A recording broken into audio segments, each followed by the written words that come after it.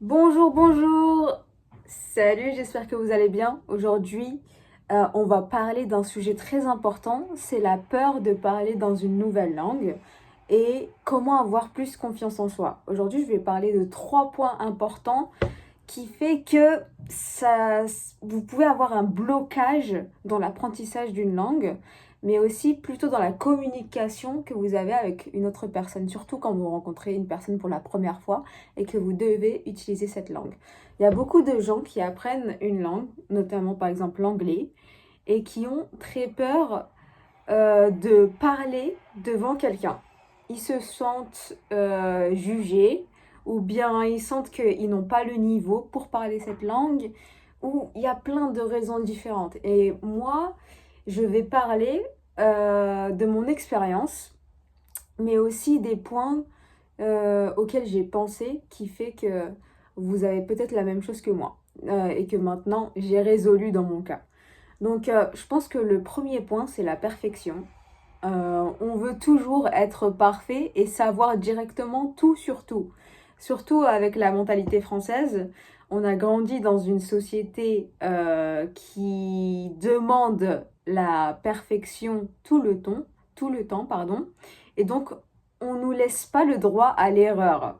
Et ça, je trouve que c'est vraiment dommage parce qu'au final, c'est que quand on fait des erreurs qu'on remarque que l'on peut progresser, qu'on se laisse aller dans l'apprentissage, on va dire. C'est plutôt dans ce sens de vraiment continuer à apprendre et savoir que c'est pas possible d'être parfait. Et en fait, je pense qu'il faut vraiment un lâcher prise sur ce sujet-là, sur ce point-là, parce que au final, par exemple, j'imagine que dans votre cas, dans ton cas, t'es français ou t'es française et tu veux parler une deuxième langue. Est-ce que t'as su parler français dès le début, dès que t'es né? Non, ce n'est pas possible. Et donc déjà, il faut se rappeler que apprendre une deuxième langue, c'est déjà incroyable parce que tu sais déjà communiquer dans ta langue native et là, t'essayes de faire la même chose dans une langue que tu connais pas. Donc, au final, pourquoi te mettre autant de pression pour être parfait dans une langue que tu ne connais pas totalement? Donc, je trouve ça dommage au final. Et je pense qu'une fois qu'on a ce lâcher prise de ce côté-là, ce lâcher prise de ah, je peux faire des erreurs, je peux parler à quelqu'un de natif, par exemple un américain en anglais, et je ne connais pas, je fais des erreurs, je ne connais pas la langue ou des mots, euh, quoi que ce soit, au final, t'essayes de communiquer, t'essayes de faire du mieux que tu peux et ça va aller. Et je pense que c'est comme ça que tu gagnes en expérience et que tu te sens de plus en plus confortable dans cette situation. C'est vraiment en te poussant, en te mettant dans l'action que tu pourras t'améliorer parce qu'au final, c'est justement en restant dans ta tête et en ne faisant rien que tu empires les choses. Parce que justement, la peur de parler, va que grandir, grandir, grandir, grandir. Et après, au bout d'un moment, tu pourras même plus penser à parler à quelqu'un sans que tu aies cette peur alors que tu l'as jamais fait en réalité. Donc ça, c'est le premier point très important. La perfection, allez, à la poubelle. À la poubelle. Vraiment, on se concentre sur faire. Action, se donner et c'est pas grave. Le deuxième, c'est le jugement. Malheureusement, en France aussi, de mon expérience, mais aussi de l'expérience d'amis, parce que j'ai parlé de ça avec plusieurs personnes qui sont françaises, et j'ai remarqué qu'on a tous la même chose sur le côté jugement. À un moment dans notre vie, dans une classe de langue, il y a soit un élève comme nous qui nous a jugés parce qu'on parlait mal, que ce soit en termes de prononciation, de mots, ou on se trompait sur quelque chose, ou bien c'est le prof qui te critique par rapport à ce que tu as dit. Donc c'est le comble dans les deux sens, parce que on est dans un environnement où on essaie d'apprendre et au final on se fait critiquer. Ça n'a aucun sens. Et donc je trouve qu'avoir cette mentalité de jugement, enfin, que les gens nous jugent par rapport à notre apprentissage, c'est vraiment de la merde. Moi, je le dis, c'est de la merde. Ça n'a aucun sens et ça devrait être honteux de juger une personne quand cette personne apprend une deuxième langue et qu'elle essaye de faire de son mieux et que tu la critiques en faisant ce genre de commentaires. Donc, il faut toujours se rappeler, malheureusement, qu'il y aura toujours des personnes qui te jugent. Donc, il faut être capable de trouver un environnement bienveillant, que ce soit avec des amis ou bien, je sais pas, un professeur, etc. Si tu apprends avec quelqu'un ou bien de toi-même, essayez de trouver un environnement qui ne te juge pas de ce côté-là. C'est vraiment hyper important parce que c'est comme ça que ça va te donner envie de continuer dans ton apprentissage.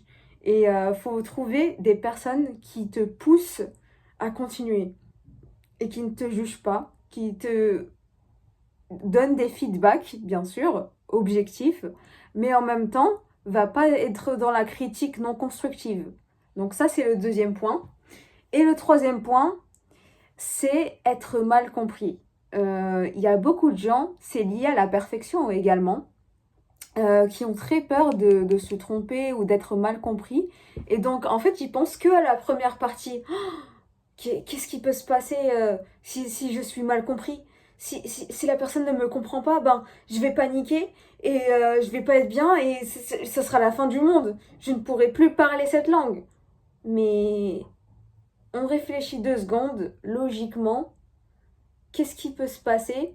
Ben, exactement la même chose que quand quelqu'un te comprend pas dans ta langue principale, dans ta langue native. S'il y a une personne qui te dit, ah, désolé, j'ai mal compris ce que tu as dit, ben tu répètes. Enfin, c'est la même chose. En français, tu demandes à la personne de répéter sa question ou ce qu'il a dit, et la personne va te redemander ce que tu viens de dire, ou bien inversement, si la personne n'a pas compris et qu'elle te pose la question, et ben toi aussi, tu essayes de reformuler ce que tu as dit d'une manière différente ou en disant la même chose, jusqu'à que la communication soit faite, tout simplement. Et en fait, il y a beaucoup de personnes qui s'arrêtent là, qui s'arrêtent à la peur d'être mal compris et qui ne se disent pas, ben, si je suis mal compris, c'est pas grave. Qu'est-ce qui peut se passer de pire dans cette situation? Ben, la personne va me poser une question ou la personne va me demander de répéter. Ben, je le fais et c'est tout. La communication est passée, tout simplement. Et donc ça, c'est vraiment hyper important de garder ces 3 points en tête quand tu as peur de parler à d'autres personnes. C'est vraiment en te mettant dans ce genre de situation et en sortant de ta zone de confort que tu vas expandre cette zone de confort. Parce qu'au final, plus tu te mets dans ce genre de situation, plus tu gagnes en confiance et c'est comme ça que tu pourras parler avec plus d'aisance, plus de confiance en toi dans une autre langue.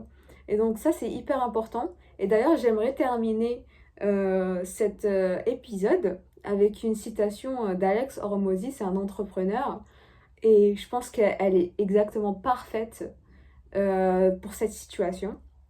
Je vais la lire ici, c'est: le stress d'essayer d'être parfait vous tue plus rapidement que vos imperfections. Je vous laisse mariner, je vous laisse avoir cette quote, cette citation dans votre tête, et j'espère que vous pouvez implémenter ces conseils et pas plutôt implémenter, plutôt te rendre compte de ces conseils. Il faut vraiment que je travaille sur cet épisode parce que je me rends compte que maintenant j'arrête pas d'être dans le vouvoiement ou dans le tutoiement. Il faut que je choisisse un des deux pour cet épisode, mais c'est pas grave, c'est fait. Le message est passé et à plus dans le bus. Désolée pour le prochain épisode. Bye.